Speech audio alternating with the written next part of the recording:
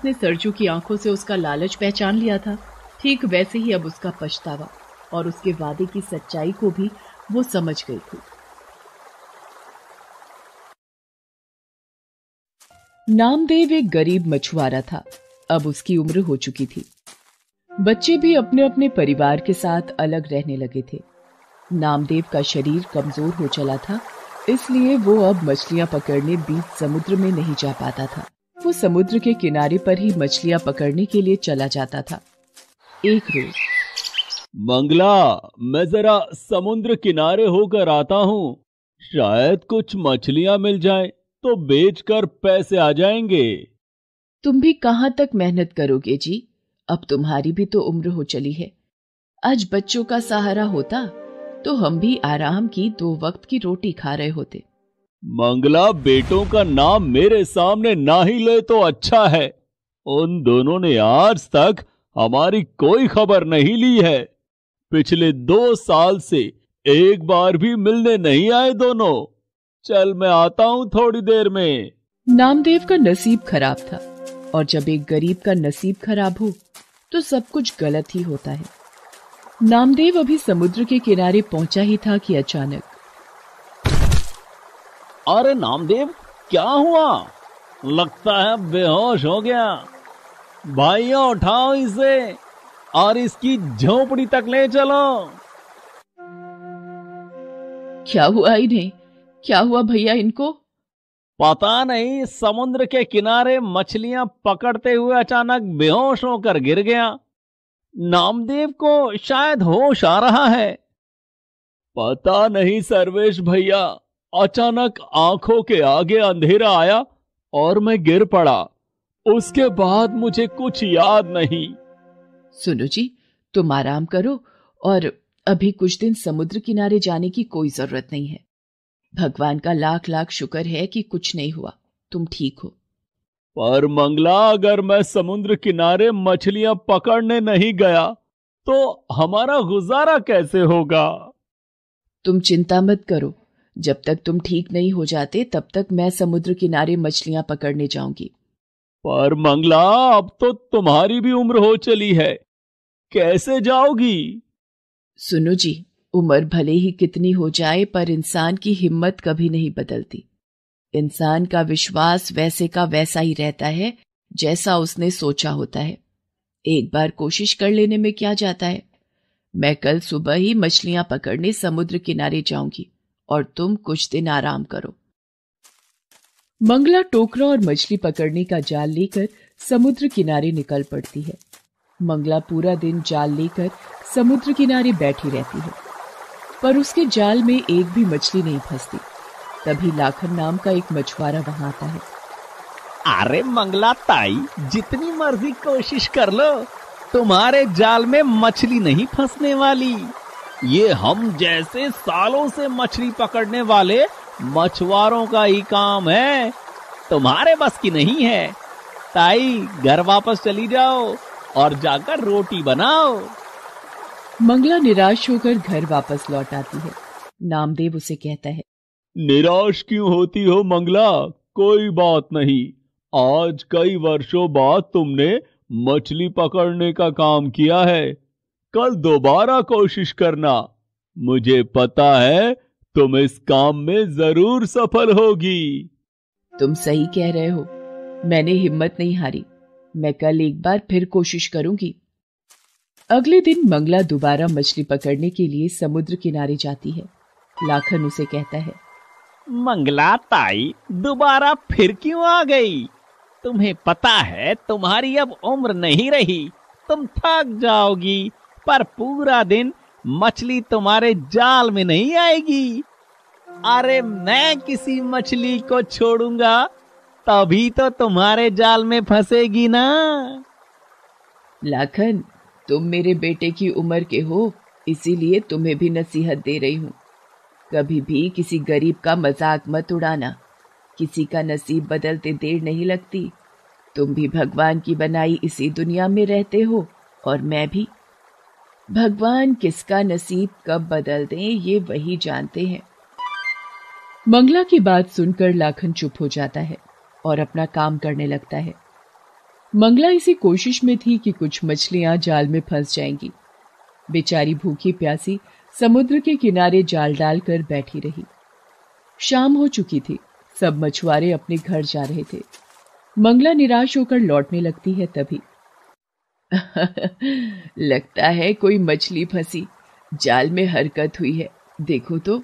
अरे हाँ, ये तो सचमुच एक बड़ी मछली फंसी है, जल्दी से इसे बाहर निकालती हूँ। मंगला जाल में एक बड़ी मछली को देखकर बड़ी खुश होती है और उसे जाल से बाहर निकालने लगती है तभी मुझे छोड़ दो, मेरे छोटे बच्चे मेरा इंतजार कर रहे होंगे। अगर मैं उनके पास समय पर नहीं गई तो वो भूखे मर जाएंगे। मैं उनके लिए खाना लेने निकली थी, मुझे लगा रात हो चुकी है, सभी मछुआरे अपने घर जा चुके होंगे, इसलिए मैं समुद्र के किनारे पर भोजन तलाशने आ गई थी। मुझे नहीं पता था कि तुम यहाँ पर अभी भी रुकी हुई हो। तुम्हारी बहुत कृपा होगी, तुम मुझे अगर छोड़ दोगी तो। अगर मैंने तुम्हें छोड़ दिया तो हमें आज फिर भूखा सोना पड़ेगा। पिछले 3 दिन से मैं समुद्र किनारे पर आती हूँ पर खाली हाथ ही लौट जाती हूँ। आज बहुत दिनों के बाद तुम मेरी पकड़ में आई हो, पर मैं तुम्हारे साथ भी तो इतनी निर्दयता नहीं कर सकती। मैं तुम्हारे बच्चों की खातिर तुम्हें आजाद करती हूँ। तुम्हारा बहुत बहुत शुक्रिया, तुमने मुझे छोड़ दिया। अब मैं अपने बच्चों के पास जा सकती हूँ। मंगला, तुम बहुत ही दयालु हो, तुम्हारा मन बहुत ही कोमल है। तुमने मुझे छोड़ दिया, मैं भी तुम्हारी मदद करना चाहती हूँ। ये लो मंगला, ये एक जादुई जाल है। तुम इसे जब भी समुद्र में फेंकोगी तो ढेरों मछलियां इस जाल में अपने आप फंस जाया करेंगी। तुम आराम से अपने पति के साथ जीवन यापन करो। मछली मंगला को एक जादुई जाल दे देती है। मंगला वो जाल लेकर घर आ जाती है और सारी बात नामदेव को बताती है। मंगला, तुमने उस मछली के कहने पर उसे छोड़ दिया। पता नहीं ये जाल जादुई है भी या नहीं। सुनो जी, मुझे इससे कोई फर्क नहीं पड़ता कि ये जाल जादुई है या नहीं, पर किसी माँ को अपने बच्चों से जुदा करना वो भी तो सही नहीं था ना। मंगला अगले दिन वो जादुई जाल लेकर समुद्र किनारे जाती है और भगवान का नाम लेकर वो जाल को समुद्र में फेंकती है।